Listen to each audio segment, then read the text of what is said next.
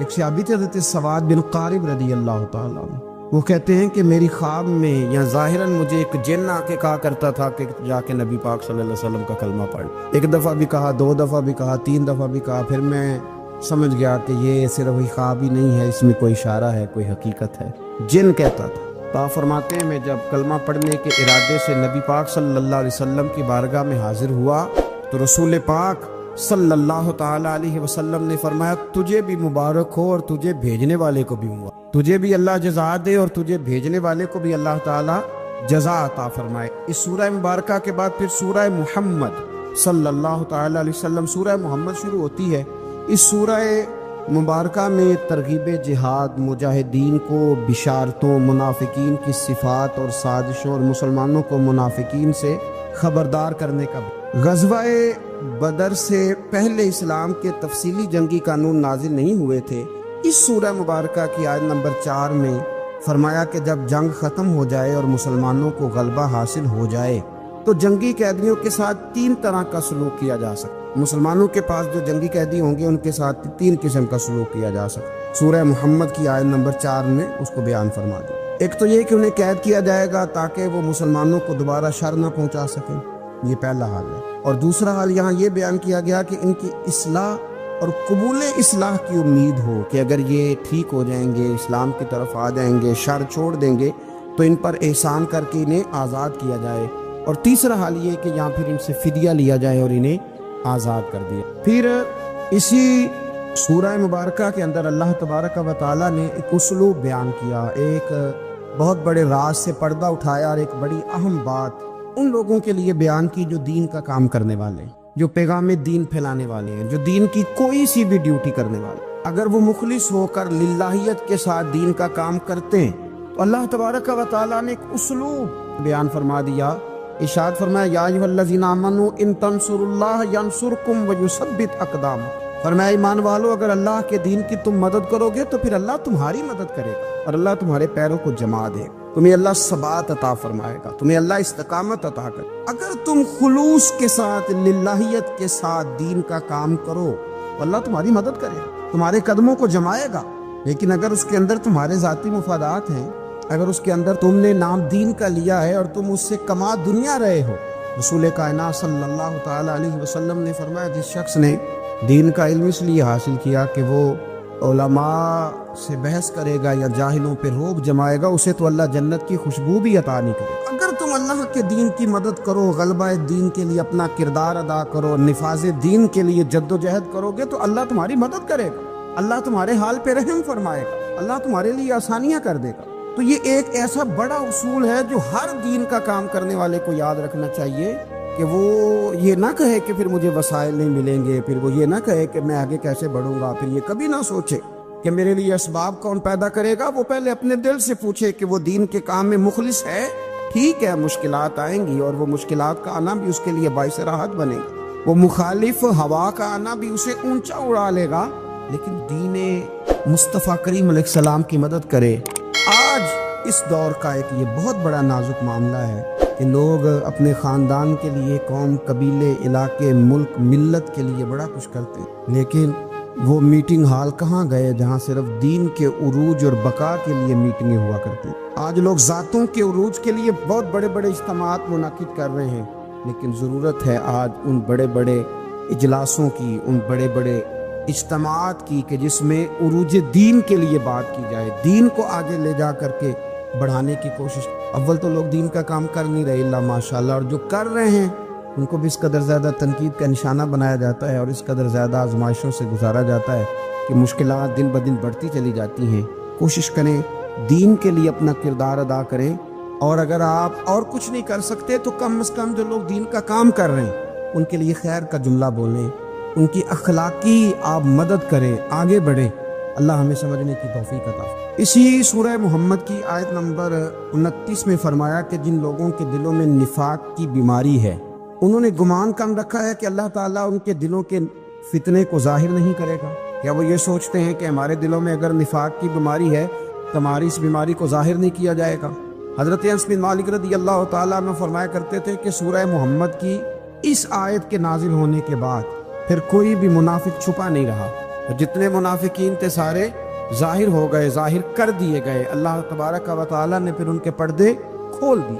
اس سے آگے پھر سورہ فتح شروع ہوتی۔ اس صورت میں فتح مکہ کی بشارت بھی ہے، بیت رضوان بھی ہے، نبی پاک علیہ السلام کی تعظیم و توقیر کرنے اور منافقوں کے دلوں کے احوال کا بیان بھی ہے۔ اسی سورہ مبارکہ کے اندر اللہ تبارک و تعالیٰ نے ارشاد فرمایا کہ انا ارسلناک شاہدا ومبشرا ونذیرا، اے محبوب بے شک ہم نے آپ کو گواہ بنا کے بھیجا ہے، خوشخبری دینے والا اور ڈر سنانے والا بنا کے بھیجا ہے۔ یہ شانیں آپ کو دی ہیں لتؤمنوا باللہ ورسولہ، تاکہ لوگ اللہ پہ بھی مان لائیں اور اللہ کے رسول پہ بھی مان لائیں، وتعزروہ وتوقروہ، اور اے محبوب علیہ الصلوۃ والسلام پھر وہ آپ کی تعظیم اور توقیر کریں، وتسبحوہ بکرۃ واصیلا، پھر صبح و شام وہ اللہ کی پاکی کا بیان کریں۔ ہم نے آپ کو شانیں دی ہیں تاکہ لوگ ایمان لائیں اللہ رسول پر، وتعزروہ وتوقروہ، اور آپ کی تعظیم اور توقیر کریں تاکہ وہ ان کی یعنی نبی پاک صلی اللہ تعالی علیہ وسلم کی تعظیم اور توقیر کریں۔ یاد رکھیں، دین کا کام کیا جائے، دین پڑھا جائے، لیکن استاد کی تعظیم نہ کی جائے۔ وہ کام ضرور ہوتا ہے لیکن اس میں لذت نہیں ہوتی، کام ضرور ہوتا ہے پر کیفیات سے خالی ہوتا ہے۔ صحابہ کرام علیہم رضوان دین کا کام بھی کرتے تھے، بڑی بڑی مشکلات میں بھی رہتے تھے، لیکن نبی پاک صلی اللہ تعالی علیہ وسلم کی تعظیم بھی انہیں ہمیشہ یاد رہتی۔ ہر موقع پر جنگ ہو، صلح ہو، امن ہو، گھر ہو، سفر ہو، حضر ہو، ہر موقع پر انہوں نے رسول کائنات صلی اللہ تعالی علیہ وسلم کی تعظیم کا خیال رکھا۔ ادب مصطفیٰ صلی اللہ علیہ وسلم ایک منٹ کے لیے نہیں بھولا۔ جب ایمرجنسی کے حالات ہوتے ہیں نا، اس وقت کئی دفعہ مشکل ہوتی ہے، انسان کے لیے تعظیم کرنا مشکل ہو جاتا ہے ایمرجنسی کے حالات میں۔ یہاں اگر میرے کپڑے کو آگ لگ جائے تو آپ حضرت صاحب، علامہ صاحب، پیر صاحب، قبلہ نہیں کہیں گے، آپ کہیں گے محترم آگ لگ گئی ہے۔ اس موقع پر آداب کرنا ایمرجنسی میں یہ انسان کو یاد ہی نہیں رہتا، لیکن غار ثور میں جناب ابو بکر صدیق رضی اللہ تعالیٰ عنہ کے پیر کو جب سانپ نے ڈسا، تو اگر آپ سیرت کی کتابیں اٹھا کے دیکھیں، نبی پاک علیہ السلام نے پوچھا کیا ہوا، چاہیے تو یہ تھا کہ سانپ سانپ سانپ سانپ پکارتے، لیکن اس موقع پر بھی وہ تعظیم نہیں بھولے، حضور کی توقیر نہیں بھولے، عرض کرنے لگے فدا کا ابی و امی یا رسول اللہ، یا رسول اللہ میری ماں آپ پہ قربان ہو، میرا باپ آپ پہ، یا رسول اللہ میرے پیر کو سانپ نے ڈس لیا۔ اور یہ بات کافروں کے دلوں میں روب پیدا کرتی، یہ چیز روب پیدا کرتی تھی کفر کے دلوں میں کہ مسلمان اپنے نبی پاک علیہ السلام کی تعظیم۔ آج تو باقاعدہ اس پر کام ہو رہا ہے، محنت کی جا رہی ہے، جدوجہد کی جا رہی ہے کہ آپ دین کا کام کریں گے، آپ نرا ادب کرتے جا رہے ہیں، آپ نرا حضور کے نام کو چومتے جا رہے ہیں، آپ کام کریں بھائی۔ وہ کون سا دین کا کام ہے جو دین کا کام تو ہو اور اس میں حضور کی تعظیم نہ ہو؟ تعظیم مصطفیٰ ہوگی تو دین کا کام ہوگا، اس لیے کہ جب تک نبی پاک سے پیار نہیں ہوگا حضور کے مشن سے پیار کیسے ہو؟ جب تعظیم رسالت ہی نہیں ہوگی تو پھر بات آگے کرنے کا انسان کے پاس شوق ذوق اور جذبہ کیسے آئے گا؟ وہ عروہ بن مسعود ثقفی، بڑی معروف روایت ہے، بخاری میں موجود ہے، اور اسی موقع پر آگے وہ آیات حدیبیہ کے حوالے سے آ رہی ہیں، وہ یہاں آیا تھا اور اس نے جب نبی پاک صلی اللہ تعالی علیہ وسلم کے صحابہ کو حضور کی تعظیم و توقیر کرتے دیکھا، وضو کا بچا ہوا پانی چہروں پہ ملتے ہوئے دیکھا، کلی کا پانی اپنے چہروں پہ ملتے ہوئے دیکھا، تو اس نے پلٹ کے جا کے کفار سے کہا تھا یار میں نے بڑے بڑے دربار دیکھے ہیں اور بڑے بڑے ادب دیکھے ہیں، میں نے وہ لوگ بھی دیکھے ہیں جو سجدے کراتے ہیں اپنے آپ کو معاذ اللہ، پر جو رنگ آج دیکھ کے آیا ہوں یہ کبھی نہیں دیکھا۔ یہاں توحید بھی عروج پہ ہے، لا الہ الا اللہ کی صدا بھی عروج پہ ہے، کہ مصطفیٰ کا ادب بھی عروج پہ ہے۔ کیا کوئی سوچ سکتا ہے کہ کوئی صحابی ایسا ہوگا جس کے دل میں ذرا بھی شرک کا شائبہ ہوگا؟ ان کی توحید انہیں مجبور کرتی تھی کہ جس شانوں والے رب نے یہ شانوں والا رسول بھیجا، اس رسول کی تعظیم و توقیر کرنی چاہیے، اور وہ کرتے تھے۔ اے پائے نظر ہوش میں آ یہ کوہ نبی ہے، آنکھوں سے بھی چلنا یہاں بے ادبی ہے۔ تو حضور کی تعظیم اور توقیر کو ہمیشہ ان لوگوں نے اپنے پیش نظر رکھا۔ آگے صلح حدیبیہ کے حوالے سے کچھ آیات آتی ہیں اسی سورہ فتح کے اندر۔ ہوا یہ کہ 1400 کے قریب صحابہ کے ساتھ نبی پاک صلی اللہ تعالی علیہ وسلم قربانی کے جانور لے کر احرام باندھ کر تشریف لے گئے عمرے کے ارادے سے، اور جب مقام حدیبیہ پر پہنچے تو کفار مکہ نے یہ پروگرام بنا لیا کہ کسی بھی صورت ہم اس قافلے کو مکے میں داخل نہیں ہونے۔ رسول کریم صلی اللہ تعالی علیہ وسلم نے اپنے 1400 صحابہ میں سے بطور سفیر کے جن کو نامزد کیا حضرت عثمان غنی رضی اللہ، فرمایا عثمان غنی معاملہ فہم ہے، बाशऊर हैं, चीज़ों को समझते हैं। देखिए हुजूर की नज़र इंतखाब हज़रत उस्मान गनी पे पड़ी। हुजूर सल्लल्लाहु अलैहि वसल्लम ने उन्हें भेजा, फरमाया जाके कुरैश को, कुफार को, मक्के के लोगों को, सरदारों को ये बतलाओ कि हमारा मकसूद लड़ाई करना नहीं है, हमारा मकसूद मक्के पे चढ़ाई करना नहीं है, हमारा मकसूद फ़कत और फ़कत उम्रा करना, उम्रा करेंगे वापस चले जाएंगे। हज़रत उस्मान गनी रज़ी अल्लाह ताला अन्हु को जब नबी पाक सल्लल्लाहु अलैहि वसल्लम ने वहाँ भेजा तो एक खबर फैल गई कि कुरैश मक्का ने तो जनाब उस्मान गनी रज़ी अल्लाह ताला अन्हु को शहीद कर दिया। अब सहाबा के जज्बात के अंदर जोश पैदा हुआ। हर तरफ से एक ही सदा आती थी कि हम उस्मान गनी का बदला लिए बगैर यहाँ से नहीं जाएंगे। मेरे महबूब पाक अलैहिस्सलाम को अल्लाह ने गैब की कुंजियाँ अता फरमाई हैं। रसूल पाक अलैहिस्सलाम जानते थे नूर नबूवत से कि हज़रत सैयदना उस्मान गनी तो मौजूद है, पर जो एक ज़बरदस्त जर्नैल होता है ना, वो कौम के जज्बात का सही इस्तेमाल करता है। उसे पता होता है कि इस वक्त जज्बात क्या हैं, तो उसे उन जज्बात का सही इस्तेमाल करना, उनको मुस्बत राह पे चलाना उसे आता होता है। मेरे रसूल करीम सल्लल्लाहु ताला अलैहि वसल्लम ने ना एक दरख्त के नीचे से आबा से बैत ली, उसको बैत रिजवान कहते हैं, कि हम हर हाल में हज़रत उस्मान गनी रज़ी अल्लाह ताला अन्हु का बदला लेंगे, दीन पे कायम रहेंगे। उस बैत का जिक्र कुरान मजीद ने कहा, और अंदाज देखिए क्या निराला है, क्या अनोखा है, और क्या वारफ्तगी है, और क्या रिश्ता है अल्लाह रसूल का आपस में। इसी सूरह फतह की आयत नंबर 10 में फरमाया, इन्नल्लज़ीना युबायिऊनका इन्नमा युबायिऊनल्लाह। ए महबूब पाक अलैहिस्सलाम, बेशक जो लोग आपकी बैत करते हैं वो दर हकीकत अल्लाह ही की बैत करते हैं। ये दर हकीकत अल्लाह ही की बैत करते हैं। क्यों? यदुल्लाहि फौका अयदीहिम, अल्लाह का हाथ इनके हाथों पर है। हाथ तो रसूल पाक का था, लेकिन फरमाया जब महबूब मेरे हैं तो फिर वो हाथ यूं समझ लो कि रब करीम का ही था।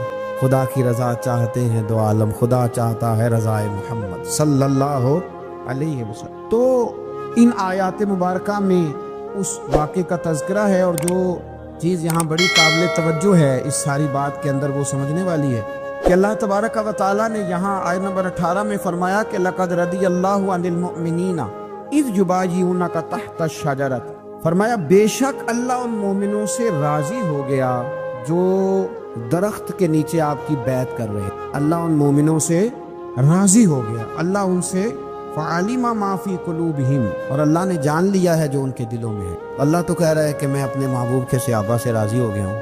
वो जो उनके जज्बे थे और जिस रंग में महबूब वो बैत कर रहे थे और जिस तरह वो आपसे अहद व पैमान बांध रहे थे, क्योंकि रब उनके दिलों की कैफियत से आगाह है, तो यहाँ कमाल हो गया। फरमाया रब राज़ी हो गया, उनके दिलों के जज्बात ने ही अल्लाह तबारक व तआला को राज़ी कर दिया है।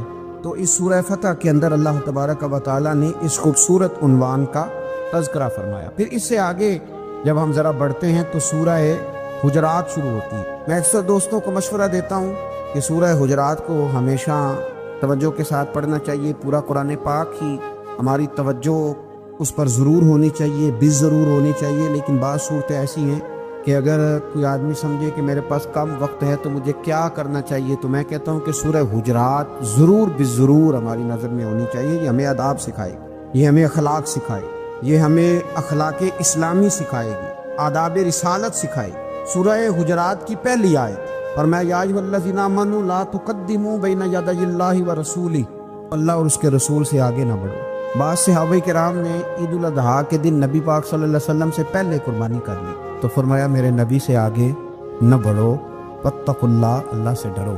इन्नल्लाह समीउन अलीम, बेशक अल्लाह सुनने वाला भी है और जानने वाला। हुरा बा क्यों ये समझ बैठते हैं कि जिसके पास पैसे ज़्यादा हैं शायद फजल भी ज़्यादा उसी के पास है। क्यों इस एहसास से बाहर नहीं आते? अगर दौलत बहुत आला होती ना और बड़ी ही कीमती होती तो सबसे ज़्यादा सैयदा फातिमा ज़हरा के घर में होती, सबसे ज़्यादा तजोरियाँ सैयदा आयशा सिद्दीक़ा के पास होती, लेकिन ये ज़्यादा कीमती नहीं थी, इसलिए दरवाज़ा रसूल पे भी नहीं थी।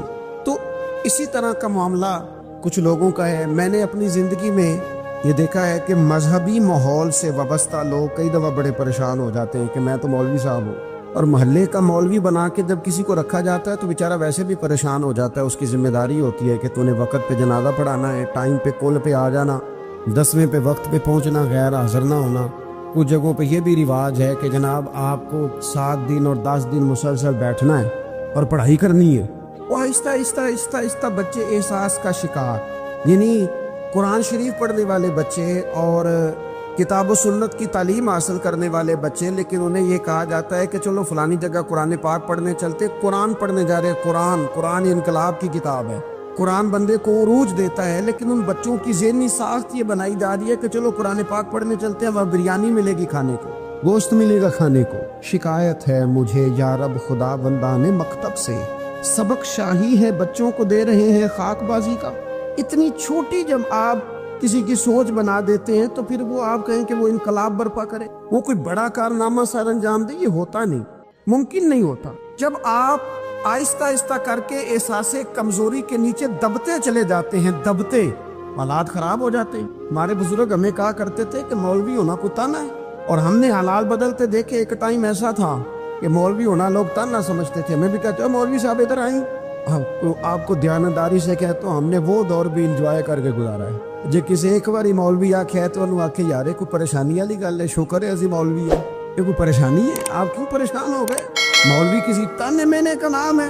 और फिर वो जो कल तक कह रहा था ना कि ओहो तुसी तो मौलवी बन गए हो, फिर हमने वो दौर भी देखा, उसने कहा यार 2 मिनट खड़ा हो तेरे साथ तस्वीर बनानी है, वो दौर भी देखा, ये दौर भी देखा। थोड़ा सा ना अपनी जिंदगी के अंदर खुददारी, इज्जत नफ्स, वकार, इस्लाम उरूज देता है बंदे को। मुसलमान तेजी से दबते चले जाते हैं, दबते चले जाते हैं। मुल्क के शाम का बंदा आ गया हजरत उमर को मिलने, उसने आते ही पूछा तुम्हारे बादशाह का महल कहाँ? उन्होंने कहा जी हमारे बादशाह का महल नहीं होता। हमारे यहाँ लोगों ने समझ लिया ना कि रोब शायद कपड़ों का होता है, रोब शायद गाड़ियों का होता है, बंगलों का होता है, बहुत बड़ी कोठी का रोब होता है। और नहीं भाई, रोब तो बंदे के किरदार का होता है, उसके अफकार का रोब होता है, रोब उसके ऊंचे ख्यालात का होता है। कहाँ है आपके बादशाह का महल? तो उन्होंने कहा महल शहल तो कोई नहीं, मस्जिद में होंगे अमीरुल मोमिनीन। बंदा कहता है मैं सोच में पड़ गया कि जिसके नाम से मेरा बादशाह कांपता है वो मस्जिद में होगा, गन में नहीं कोई नहीं, हटो बचो कोई नहीं, इधर उधर ही कोई नहीं, पहरेदार ही कोई नहीं। मस्जिद में जाके पूछा जनाबे उमर, कहने लगे इधर ही थे। किधर है भाई हजरत? वो किधर है? मैं किधर ही थे। मैं हैरान हो गया, ये बादशाह की बात हो रही है। एक साहब कहने लगे वो खजूरों के बाग की तरफ जा रहे थे, कहते मैं खजूरों के बाग में गया तो एक बंदे से पूछा अमीरुल मोमिनीन, कहने लगा वो सामने की तरफ जा रहे थे, उधर गया। एक बंदे से पूछा कहाँ है वो शख्स, इसकी 24 लाख मुरब्बा मील पे हुकूमत है। कहाँ है वो शख्स जो मदीने में बैठ के नारा लगाता है तो कैसर और किसरा कांप जाते हैं? बंदा किधर है कि जिसकी बात जगह जगह होती है, जिसका तज़किरा सुना है कि उसे देख के शैतान भी रास्ते बदल जाता है। उन्होंने कहा वो देख रहे हो खजूर के दरख्त के नीचे कुएं के साथ मिट्टी का ढेला तकिए की जगह रख के वो जो तामत बांधे कुर्ता पहने सोया है वही तो फारूक आजम है। वो शख्स कहता है उमर सोए थे। शेर सोया भी हो तो उसका रोब होता है। शेर जो होता है, शेर कभी सो भी जाए ना तो लोग फिर भी खौफ खाते हैं और उसके जागने का खौफ खाते हैं कि ये कहीं जाग ना जाए। शेर जो हुआ, कहते हैं हजरत उमर सोए थे और मैं करीब गया तो मेरे वजूद पे रोब तारी हो गया, रोब, और मेरी जुबान से बेसाख्ता ये जुमले निकले कि उमर तू इंसाफ करके सोया है ना, तो मिट्टी के ढेले पे भी तुझे सुकून की नींद है। खुददारी, वकार, इज्जत, ये एहसासे कमतरी से बाहर निकले। हमने अपने बच्चों को मसल डाला है, वो तुसी माड़े दे बच्चे हो, तुसी तेरी ना आगे जा सकते, वो असी गरीब लोग बेटे तू फलाने के साथ ना जाया। हमने अपने बच्चों की ख्वाहिशात तबाह कर दी, कमजोर करके रख दिया, इन्हें बार बार सिखाया हमने। खुददार था वो बाप की थोड़ी सी आमदन थी पर वो गर्मियों में अपने पुत्र से कहता था पुत्र बड़ोले में दाने डाल दिए हैं, तुम्हारी माँ ने मर्तबान में अचार डाल दिया है, लो अब सारी गर्मियां परवाह कोई नहीं। वो खुददार लोग थे। लेकिन आज ये दीन गालिब होने के लिए आया है, मुसलमान ने गालिब होना है। ये थोड़ा अपनी जात से उठकर जब सोचेगा ना, बड़ी बात करेगा, बड़ी बड़ी सोच पैदा करेगा, बड़ा इसका मिजाज होगा, खुला इसका दिल होगा, तो फिर ना ये जरा सर उठा के जिएगा।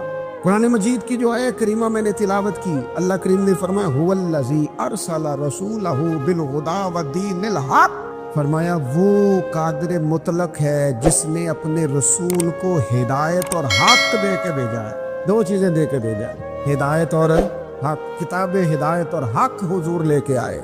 किस लिए भेजा है? कि निरा तस्बीह पढ़े और सो जाए, निरा जनाब इबादत करें और आराम करें, निरा जनाब तिलावत करें और आराम करें ना। हुवल्लज़ी अरसला रसूलहू बिलहुदा वद्दीनिल हक़, वो रब है जिसने अपने नबी को, अपने रसूल को हिदायत और हक दे के भेजा है। क्यों?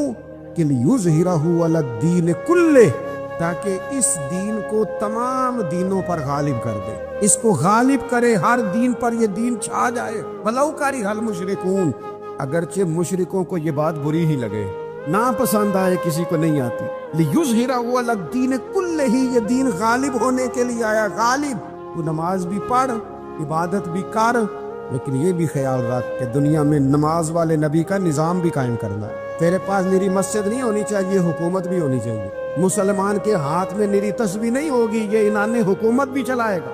इसके अंदर खुददारी होगी। हजरत उमर तहज्जुद भी पढ़ते थे और सवेरे हुकूमत भी करते थे। हजरत सिद्दीक अकबर सारी रात मदीने वाले की याद में रोया भी करते थे और सुबह उठकर तलवार लेकर नबी पाक अलैहिस्सलाम की खत्म नबुव्वत के मुनकरों के खिलाफ जिहाद भी किया करते थे। जब तक अपने मिजाज में वो शौक नहीं पैदा होता कि दीन को गालिब करना है, जद्दोजहद करनी है, कोशिश करनी, बड़ा सौखा है हमारे लिए भी, आराम से नमाज पढ़े, नफल पढ़े, इबादत करें। और वैसे भी उसे लोग ज्यादा बड़ा पीर समझते हैं जिसकी तस्बीह ज्यादा लंबी हो। वो ज्यादा बड़ा पीर होता है जिसकी पगड़ी जरा ज्यादा बड़ी हो, जुब्बा तगड़ा पहने, उजरे के अंदर रहे, बाहर ना निकले, और अंदर जाएं 2 मिनट के लिए हजरत की जियारत करें, बाहर आ जाएं बछुटी, वो ज्यादा पीरी मुरीदी हो जाती है। पीर तो बोलता ही नहीं। वही है तेरे जमाने का इमाम बरहक, इकबाल कहने लगे वही है तेरे जमाने का इमाम बरहक, जो तुझे हाजिर मौजूद से बेजार करे और मौत की शक्ल में दिखला के तुझे जलवा यार, जिंदगी तेरे लिए और भी दुश्वार करे, तो तेरा जीना मुश्किल कर देना, वो तेरे जमाने का इमाम बरहक है, तेरे लिए जिंदगी दुश्वार कर।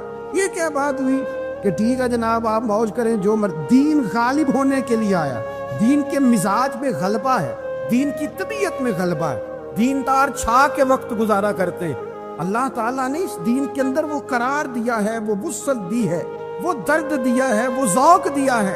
अपने अंदर से वो बुत तोड़ डाले जो बुत मायूसी फैलाते, उन जगहों से निकल आए जहां इंसान कमजोर पड़ता है। उठ बांध कमर क्यों डरता है, फिर देख खुदा क्या करता है।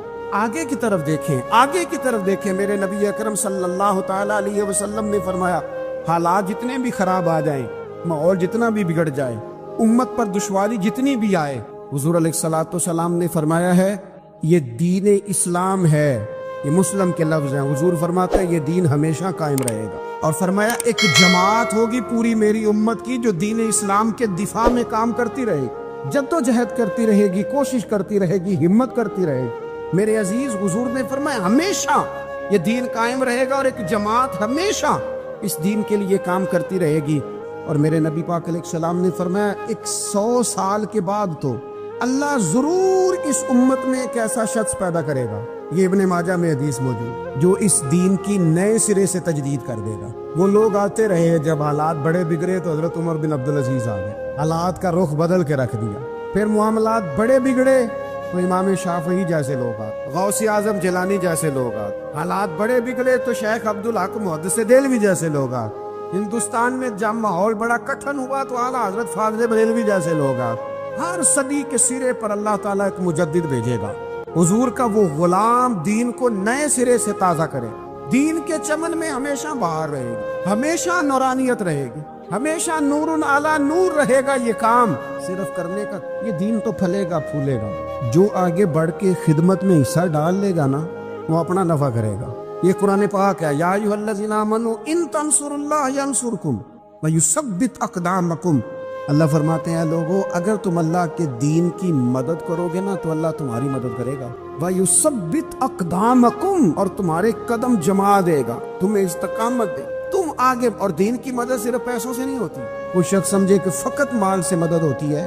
जब आप वक्त पर आकर मस्जिद में जुमे की नमाज अदा करते हैं तो ये भी आप दीन की खिदमत ही करते हैं। जब आप दीनी इज्तिमात की रौनक बढ़ाते हैं तो ये भी आप दीन की खिदमत ही करते हैं। जब आप किसी दीन के तालिब इल्म का हौसला बढ़ा देते हैं ना, बेटे बड़ी बात है कुरान पढ़ते रहना, ये भी आप खिदमत ही करते हैं। जब आप दीन के बारे में किसी जगह बैठ के अच्छी बात कर देते हैं, यार अल्लाह का फजल है हमारे दीन में ये खैर अल्लाह ने रखी, ये भी आप दीन की मदद ही करते हैं। आप किसी भी जगह किसी भी हवाले से दीन के लिए कोई भी पैगाम देते हैं, कोई भी बात करते हैं, तो आप दीन की ये सारी खिदमतें दीनिया हैं। یہ سارا درد ہے، یہ سارا ذوق ہے۔ ہم اپنا اپنا حصہ جس طرح بھی ملا سکیں دین کی حمایت میں، دین کی مدد میں، جہاں کوئی ایسی بات ہو رہی ہو وہاں ہم دفاع کے لیے کھڑے ہو جائیں۔ ہر شخص اپنے اپنے مقام پر دینی ابلاغ میں، دین کی تبلیغ میں اپنا کردار ادا کرے۔ ایک جملہ کوئی بول دینا رسول پاک کے دین کی مدد میں، ایک جملہ، یعنی کسی کو صرف اتنا کہہ دینا کہ یار تو اپنے بیٹے کو، تیرے 5 بیٹے ہیں، ایک کو قرآن مجید کا عالم ہی بنا دے، تو کہہ کے چلا گیا اور تو تیری وجہ تجھے خبر بھی نہیں کہ شاید اس نے تیری وجہ سے اسے داخل کرایا ہے، لیکن وہ اگر آ گیا پڑھ گیا تو دیکھ تجھے اجر اللہ کتنا عطا فرمایا۔ آتا جملہ بول کے دین کے معاملے میں معاون بنے، کوئی خیر کا لفظ بول کے معاون بنے۔